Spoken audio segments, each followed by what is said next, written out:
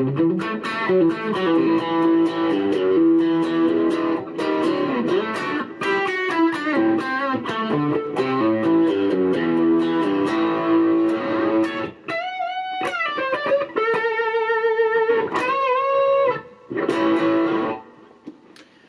guys, my name is Rowan Stuart and I'm a singer-songwriter and guitarist based in Durban. I've been playing guitar since I was about 11 years old, and I learned guitar in a kind of unconventional way. I learned a few chords from a family member of mine, and then I basically taught myself just using little bits of information that I found here and there. I ended up playing guitar in a lot of theatre productions as a session guitarist, and the band members were usually older and more experienced than me. And so I pick up little bits of theory and ideas from them and techniques. And it's an interesting way to learn. I did develop some of my own type of sounds because I didn't have a formal teacher or go for formal lessons. But there are some steps that I think could have really helped me along the way if I had known them a bit sooner. So today I'm going to attempt to try and teach you a few of those. So even if you're like me and you want to just teach yourself and you work by ear mostly, hopefully some of this technical stuff that I'll teach you can be a little bit of a boost and a help for you. So the first thing I'm going to teach to you is some chord playing and some ways to improve your chord playing. So whenever somebody teaches you guitar, they generally start off with some simple chords. Sometimes it's C, D minor and G, but today I'm going to teach you chords A, D and E. Now if you already know these chords and you think, oh, this is a bit boring, I know this already, just pay attention because there's some steps that you might not have considered that can still help your chord playing. So we're going to start with an A major chord. And what is a chord? It's a group of 3 or more notes. So one note being like that, and another note, another note. So we're going to play, in this case, 5 notes at one time. So starting from your second thickest string, the second from the top, which is known as your A string. We're not going to put any of our left hand fingers on there, but we're still going to include it with our right hand when we strum down. Now below that we're going to put our fingers on the, not the first, but the second fret here, our middle finger on the second fret, our ring finger on the second fret, and baby finger on the second fret below that. The thinnest string right at the bottom, no fingers on that, but we're still going to play it with the right hand. So from the top it sounds like this.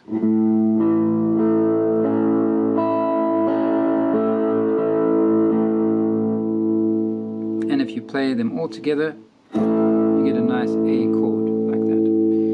Now here are some, I'm just going to take some distortion off here and play it nice and cleanly for you. So here are some steps that I recommend to you when learning to play chords, or if you want to improve your chords. First of all, your secret weapon is your thumb. Now, if you watch experienced players, you might find that their thumb does all kinds of crazy stuff while they're playing chords and comes over the neck. But particularly when you're starting off, the thumb is your secret weapon. Because when you start playing a chord, particularly for the first time, it can be a bit painful and you're struggling to get the right amount of pressure. So what I suggest to you is the thumb, look at it on the other side of the neck. Make sure that it's in line with those fingers and it's pushing towards them, creating like a vice grip. It really can help. So if your thumb is up here, you've got nothing to push against and it's just really, you struggle. So make sure the thumb is behind there, right, and it creates a nice vice grip. Second thing I want you to consider is approaching the fretboard from a 90-degree angle. So if you can see the neck like that, if your fingertips are coming from as close to this angle as possible, you're going to get the best effect. So what I suggest then is making sure that your elbow goes forward when you play, and curling your palm like this. Make sure that your fingers approach from that angle.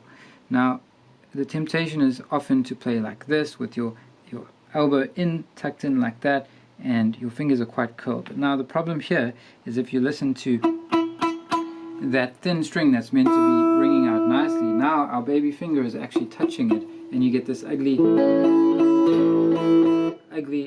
sound where the strings don't all ring out nice and true. So to combat that, make sure your elbow goes forward and make sure you're approaching from that 90-degree angle and your thumb is supporting behind like that, and you should be able to get this sound. If you don't get it straight away, Don't worry, that's normal. It takes a lot of practice, but just try and remember what I've taught you and keep working at that and you'll get it. Another thing that can really help is, so each of these silver things running across are called frets, and when we talk about playing on the second fret, we don't literally mean play on that line, we mean just behind the line. So this would be the first fret, and A, you use the second fret. So make sure that your fingers are as close to just behind the line as possible. Not on the line and not over the line, just behind. That ensures that you get the best pitch in your playing. So if you go too far back, you end up bending the strings out of tune and it doesn't sound too great. It also makes it harder for you. So make sure that your fingers are just behind the fret like that, and you'll get the best sound. Okay, once you've learned a chord, strum it like that, but make sure you can also play each of the notes individually and they all sound nice. If they don't sound good, it's probably because one of your fingers is touching a string that it shouldn't, so just examine that and make sure that you fix that. The next chord I'm going to teach to you, so that was A, and it's just like a stripe. So the next chord is going to be D, and it looks to me like a triangle with 3 points, point 1, point 2, and point 3. So we're going to start with the third string from the top, which is our D string. No fingers are going to be on that one. Below it, we're going to put our pointing finger on the second fret. Then we're going to put our ring finger on the third fret and our middle finger on the second fret below that, creating this nice triangular effect. If I play it together, it sounds like that. That's called a D. So again, you want to be able to hear each of the notes ringing out nice and cleanly. So I've got my thumb behind that triangle, supporting it nicely there. I've also got my elbow forward so that I'm creating a nice 90-degree angle, or as close as possible, and I'm trying to get my fingers just behind the fret, not too far back and not on the fret, but just behind, and that's how you get a nice clean sound for D. The third and final chord I'm going to teach you is called an E chord, open E, and to me it looks like a duck. Don't ask me why. I guess this is like the beak and these are the eyes or the head or something, but that's how I remember it, the duck shape. So that's E. We're going to play all of the strings of the guitar with our right hand for this chord. We're going to leave no finger on the thickest string, known as the E string. Below that, we're going to go middle finger on the second fret. Then we're going to have our ring finger on the second fret and our pointing finger below that on the first fret. The thinnest two strings, no fingers go on those, but you still include them in the chord with your right hand, and you get something like this. So strum it out nicely. Your thumb is behind your fingers, creating a nice amount of pressure, and then make sure that you can also hear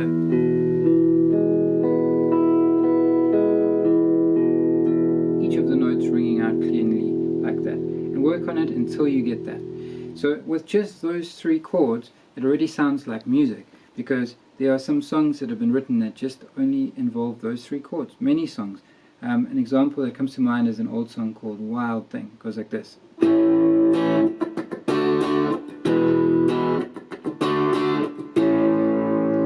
So as you see there, I change quite fast from one to the other, and particularly when you're learning guitar for the first time, or for the first few weeks or even months, when you think of a new chord, you think of it in terms of one finger at a time, like this, and it takes you a while. So the song keeps playing, and you miss your chance to change the chords. It's already on to the next chord or the one after that. So what I want you to start thinking about is trying to get that formation in your mind. So remember I said A is like a stripe, like this, and D is like a triangle, and E is like a duck's head. Now, if you get that shape into your mind, then before you even touch the strings, you've got that configuration ready in your hand, and then it's just a case of bam, putting it on the fretboard. And D, there's that triangle, that's bam, put it on the fretboard. E, there's that duck, let's go bam, put it on the fretboard like that. And that's how you eventually get to be able to change between chords nice and quickly. Again, it takes time, but just keep doing it, because it's really fun once you start being able to play chords. There are many chords to learn, and don't be put off by that. There are literally dozens, and if you go even more, there are probably hundreds of chords that you could learn. But once you know a few simple major and minor chords, you can really start playing popular music, and it starts sounding like real music to you. So that's chord playing. That's my little guide to you. Another important part of guitar playing is playing scales. And what a scale is it's a group of notes that's been chosen in a particular order and with particular spaces between them to create a specific sound. So it can be a happy sound, it can be a sad sound. A happy sound comes from a scale called the major scale, which sounds like this.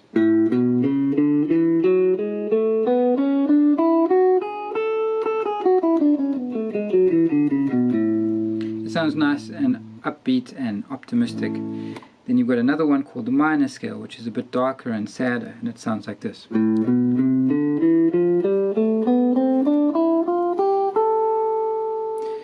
For today, I'm going to teach you the A major scale because we want to make it nice and upbeat for you. So what I want you to do is start from the 4th fret, so that's fret 1, 2, 3, 4.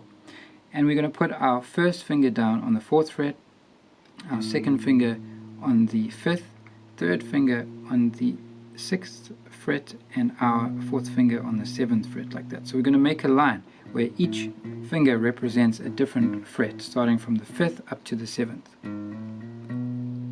Make sure that your thumb is supporting them nicely behind like that.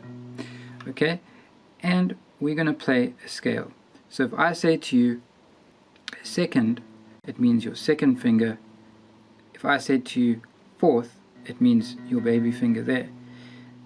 So we're going to start with the scale. It goes like this: 2nd, 4th, 1st, 2nd, 4th, 1st, 3rd, and 4th. Okay, I'm going to do it again for you.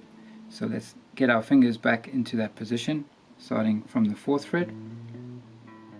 So now, 2nd finger, 4th finger, 1st finger, 2nd finger, 4th, 1st, 3rd, and 4th. You can also do it backwards, going down, and it sounds like this: 4th, 3rd, 1st, 4th, 2nd, 1st, 4th, and 2nd. And that is your A major scale.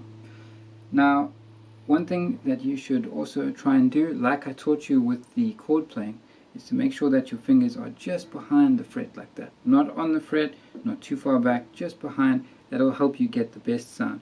Another thing to try and do is, once you know the shape,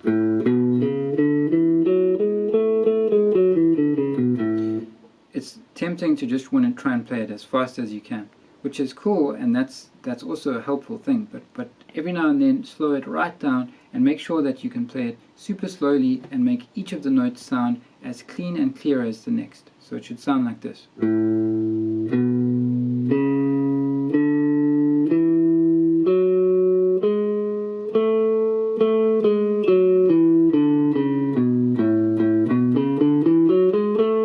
If they start to choke, then just slow it down and start again until each of them sounds nice and clean and clear.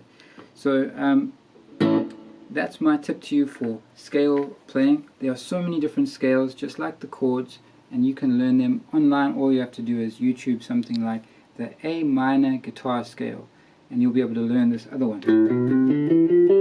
And with just those 2 scales, those notes account for a whole bunch of different melodies in modern popular music. So they're very helpful. Guys, it's been fun chatting to you about guitar. I hope that this has sparked a little bit of excitement for you in your playing. I hope that you stay inspired. The important thing is just to really play every day for the love of it, and just remember that with practice and persistence you will get better on playing guitar, and it will become easier on your hands, and it'll become more and more fun the more you do it. So I hope to hear a lot of fantastic guitarists coming out from you guys in future. Thank you.